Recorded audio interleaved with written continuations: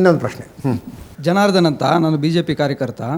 ಇಲ್ಲಿ ಕರ್ನಾಟಕದಲ್ಲಿ ಏನಾಗಿದೆ, ಈಗ ಅಭಿವೃದ್ಧಿ ಆಗ್ತಿಲ್ಲ ಅಂದ್ಬಿಟ್ಟು ಅದನ್ನು ಅಲ್ಲಿ ವಿರೋಧ ಪಕ್ಷಗಳವರೆಲ್ಲ ಕೇಳ್ತಿದ್ದಾರೆ ಅಂತ ಅಂದ್ಬಿಟ್ಟೆ, ಇವರು ಹಗರಣಗಳೆಲ್ಲ ಕೇಳ್ತಾರೆ ಅಂದ್ಬಿಟ್ಟೆ ಈ ಥರ ಎಲ್ಲ ಒಳಜಗಳಗಳು, ಯಾವುದೋ ಒಂದು ಟಾಪಿಕ್ ತೊಗೊಂಡು ಅದನ್ನು ದೊಡ್ಡದು ಮಾಡ್ತಿದ್ದಾರೆ ಹೊರತು ಈಗಲೂ ಅಷ್ಟೇ ಯಾವ ಕ್ಷೇತ್ರದ MLAಗಳು ಅಷ್ಟೇ ಅವ್ರ ಕ್ಷೇತ್ರದ ಬೆಳವಣಿಗೆ ಬಗ್ಗೆ ಒಳಜಗಳ ಇಲ್ಲ, ಸುಮ್ಮನೆ ತೋರಿಸ್ತಿದ್ದೀರಿ ಅಂತ ಹೇಳೋದು, ಅಥವಾ ಒಳಜಗಳ ಇದೆನಾ? ಒಳಜಗಳ ಇದೆ ಇವ್ರದ್ದು, ಆದ್ರೂ ಅದನ್ನ ಬಿಟ್ಟು ಬೇರೆ ಏನೋ ಟಾಪಿಕ್ ತೊಗೊಂಡು ಅದನ್ನು ದೊಡ್ಡದು ಮಾಡ್ತಿದ್ದಾರೆ. ಎಸ್ ರಾಜಣ್ಣ, ನಿಮ್ಮದು ಕಾಮೆಲ ಕಣ್ಣು, ಗೊತ್ತಾಯ್ತಾ? ನೀವು ಅಧಿಕಾರ ಇದೆ, ಅಧಿಕಾರ ಇರೋ ಕಡೆನೇ ಬಡ್ದಾಟ ನ್ಯಾಯವಾಗಿರ್ತದೆ. ಏನು ಇಲ್ಲದೆ ನೀವು ಬಡ್ದಾಡ್ತಿರಲ್ಲ. ನೀವು ಯಾಕಪ್ಪ ಇವ್ರಿಗೆ ಯತ್ನಾಳು ನಾಚಕ ಹಾಕಿದ್ರಿ? ಈಗ ಯಾಕೆ ಇವ್ರು ರಮೇಶ್ ಜಾರಕಿಹೊಳಿ, ಕುಮಾರ್ ಬಂಗಾರಪ್ಪ, BP ಹರೀಶ ಇವರೆಲ್ಲ ಮೊನ್ನೆನೂ ಮೀಟಿಂಗ್ ಮಾಡ್ತಾರೆ, ಇನ್ನೂ ಬದಲಾವಣೆ ಆಗಬೇಕು ಇವರೆಲ್ಲ ಅಂತೇಳಿ. ಸೊ ಹಾಗೆ ಒಳಜಗಳ ನೋಡಿ, ಪೊಲಿಟಿಕಲ್ ಪಾರ್ಟಿನಲ್ಲಿ ದೊಡ್ಡದಿರ್ಬೋದು, ಕೆಲವು ಚಿಕ್ಕದಿರ್ಬೋದು, ಸಣ್ಣ ಪ್ರಮಾಣದಲ್ಲಿ ಜಗಳ ಇರ್ಬೋದು, ಎಲ್ಲ ಪಾರ್ಟಿನಲ್ಲೂ ಇದ್ದೇ ಇರ್ತದೆ, ಗೊತ್ತಾಯ್ತಾ?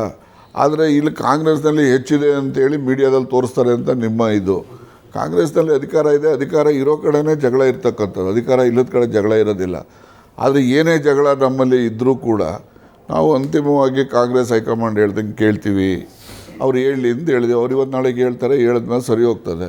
ನಿಮ್ಮಲ್ಲೂ ಕೂಡ ಈಗ ವಿಜಯೇಂದ್ರ ಅವ್ರನ್ನ ತೆಗಿಬೇಕು ಅಂತೀರಿ, ಅವರು ವಿಜಯೇಂದ್ರ ಅವ್ರನ್ನ ತೆಗಿಯೋದ್ರ ಬಗ್ಗೆ ಡೆಲಿಗೇಷನ್ನು ಪರ ಇರಬೇಕು ಅನ್ನೋರು ಹೋಗ್ತಾರೆ, ತೆಗಿಬೇಕು ಅನ್ನೋರು ಹೋಗ್ತಾರೆ. ಅಂತಿಮವಾಗಿ ಅವ್ರು ಏನು ಸೂಚನೆ ಕೊಡ್ತಾರೋ ಅದನ್ನು ನೀವು ಕೇಳ್ತೀರಿ. ಹಾಗೆ ಎಲ್ಲ ನ್ಯಾಷನಲ್ ಪಾರ್ಟಿಗಳು they are all bind by the high command. ಅದಕ್ಕೋಸ್ಕರ ಈಗ ನಾವು ಏನೇ ಮಾತಾಡ್ಕೊಳ್ಳೋಣ, ಏನೇ ಜಗಳ ಮಾಡ್ಕೊಳ್ಳೋಣ, it is all depending upon their decision. Sir ನಮಸ್ತೆ, ನನ್ನ ಹೆಸರು ವಿಜಯ್ ಅಂತ. ಸರ್, ಇದು ಈ ಹಿಂದೆ ನೀವು ಸದನದಲ್ಲಿ ಹನಿ ಟ್ರಾಪ್ ವಿಚಾರವಾಗಿ ಮಾತಾಡ್ಬೇಕಾದ್ರೆ ಹೇಳಿದ್ರಿ, ಆದರೆ ಯಾರು ಆ ಹನಿ ಟ್ರಾಪ್ ಹಿಂದೆ ಇರೋಂಥ ಮಹಾನಾಯಕ ಅಂತ ಜನರಿಗೆ ನೀವು ತಿಳಿಸಿಲ್ಲ, ಅದನ್ನ ಹೇಳಿ ಬಯಸ್ತೀರಾ?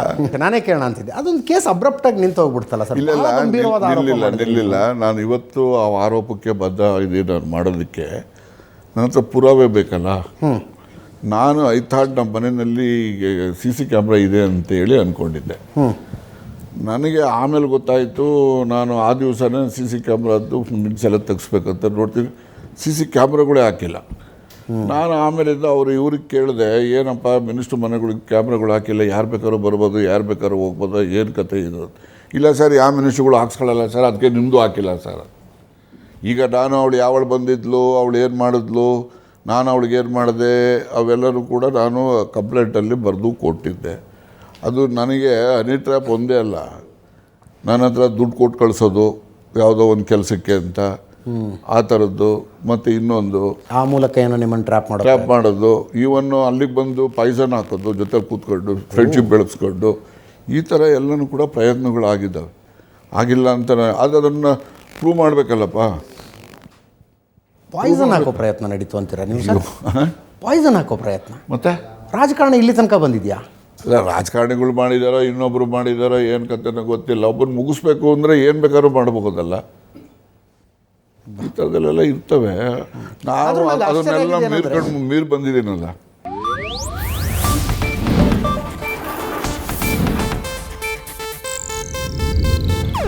ಇದು ಏಷ್ಯಾನೆಟ್ ನ್ಯೂಸ್ ನೆಟ್ವರ್ಕ್ ಪ್ರಸ್ತುತಿ.